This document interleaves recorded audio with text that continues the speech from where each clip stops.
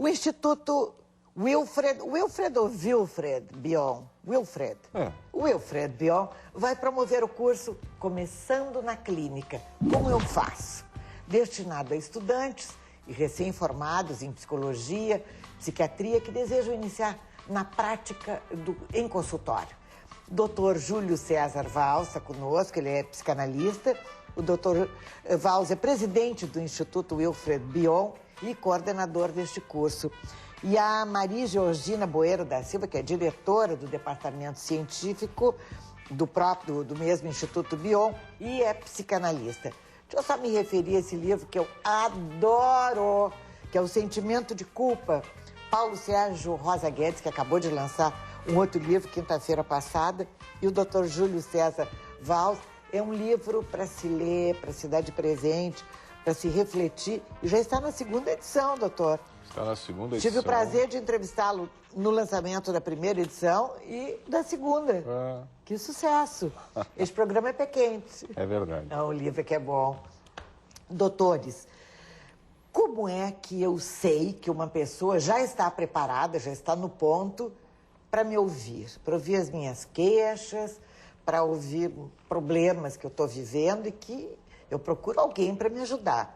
Normalmente se procura um profissional, um psicólogo, um psicanalista, às vezes é indicado um psiquiatra.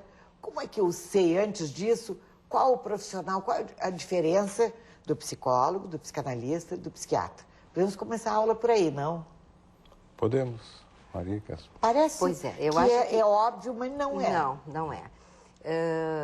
Todo profissional assim, dessa área psicológica, psíquica, e aí podemos incluir o psicólogo e o psiquiatra, sim, ele, de alguma forma, está, academicamente falando, pronto para abrir um consultório e começar a atender. E isso realmente acontece. Mas, na prática, isso veio desde lá o velho Freud, né? Se viu que essa atividade é uma atividade muito especial, muito exigente, e não basta que a gente simplesmente estude. O estudo é fundamental, mas se viu assim que realmente é preciso que aquele que vai atender pacientes tenha um preparo. E esse preparo, ele vai, então, além do estudo, para essa formação pessoal do profissional. Então, o que termina acontecendo? Depois de formados, psicólogos, psiquiatras, eles abrem o consultório. O psiquiatra faz faculdade de medicina. Faz a faculdade de medicina. O psicólogo faz faculdade de psicologia. O psicanalista nem sempre precisa fazer medicina. Pode fazer a psicologia. Vamos lá, não. O psicanalista é uma especialidade, vamos dizer assim, que um profissional de psicologia ou psiquiatria pode optar. É um método e é uma especialidade. Então, pode ser psicólogo e psicanalista. Pode ser psiquiatra e psicanalista. Né? Bom, então, assim, eu acho que é importante... Mas só o psiquiatra está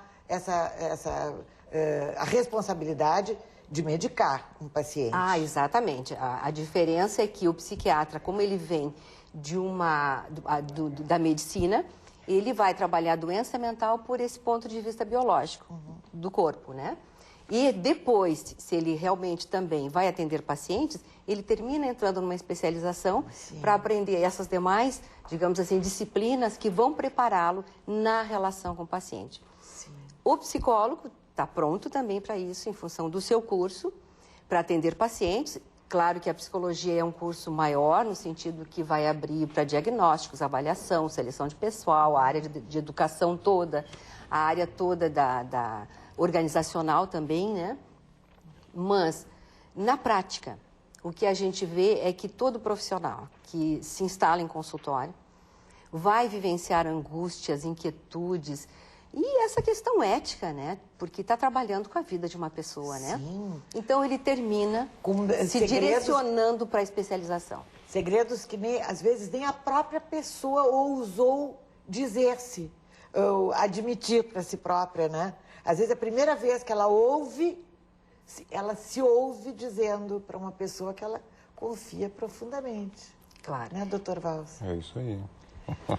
Diga-me uma coisa, os senhores também têm os seus psicanalistas de plantão, os psiquiatras, psicólogos e psicanalistas, de vez em quando vai lá dar um retoque, ou como é que se chama? Tem não só aqueles que fazem a formação em Eu te diria assim, a rigor, né, opinião pessoal, que isso, acho que a história do conhecimento humano mostra e a experiência pessoal mostra que é muito importante quando a gente se sente aprisionado, com um sentimento de sem saída, que as coisas não conseguem ser resolvidas, que a gente circula, falar em voz alta com alguém. Sim.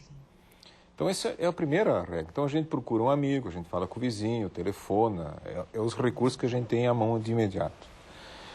A conversa que a gente pode ter com um profissional treinado não é simplesmente porque ele tem um treinamento, é porque ele aprendeu, além da sua experiência pessoal, de passar por um tratamento, quando foi necessário ou quis fazê-lo, é que ele aprendeu e consegue transmitir isso na emoção a poder ajudar a pessoa que se sente emaranhada psiquicamente a ter uma ideia de que nada precisa ser como é, de que pode ser mudado, de que a perspectiva da vida pode mudar. Mas para isso, o interlocutor dela, que é um profissional, isso eu fico muito feliz de ter nascido depois do Freud, por exemplo, né? Porque até então a gente não tinha essa experiência tão bem organizada, que é de tu poder falar com alguém em que a pessoa não entra no teu mundo, ela não compartilha do teu mundo, ela consegue fazer, por experiência, por desenvolvimento psíquico dela, ela consegue te olhar de uma outra maneira e te comunicar a ti de uma outra maneira. Tem um olhar externo, seria isso? Não só um olhar externo, é um olhar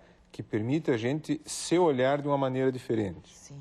Que não é de uma maneira espelhada. Então a gente fala em voz alta, porque como nós somos surdos para nós mesmos, a gente fala com o outro, o que volta para nós vem com uma outra tonalidade, um outro enfoque, uma outra experiência ou uma outra emoção, vamos dizer assim. Se a gente pudesse dizer de uma maneira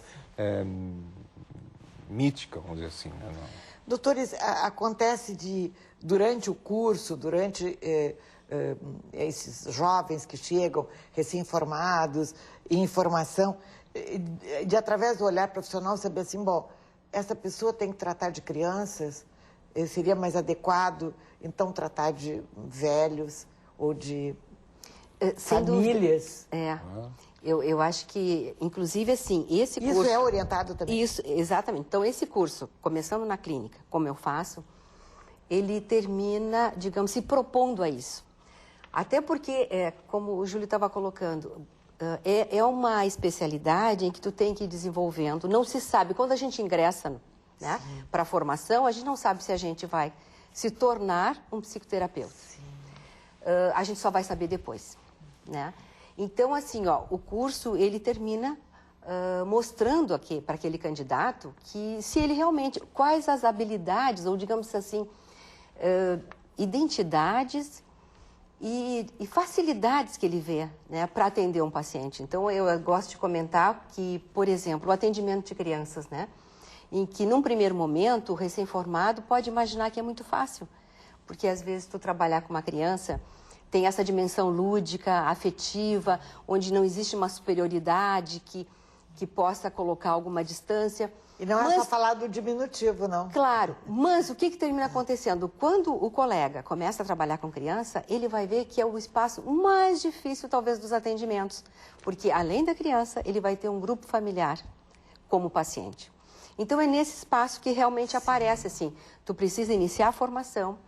Se tu fazes um curso como esse, onde nós priorizamos, né, alguns aspectos básicos assim da formação para que a pessoa tenha essa experiência, né, de trabalho ou até de dificuldades, ele vai conseguindo identificar, digamos assim, aonde ele teria afinidades ou até não, porque é impressionante, às vezes nesse processo tu te descobre capaz de fazer atendimentos que não era a tua expectativa, né? Pois é, e tem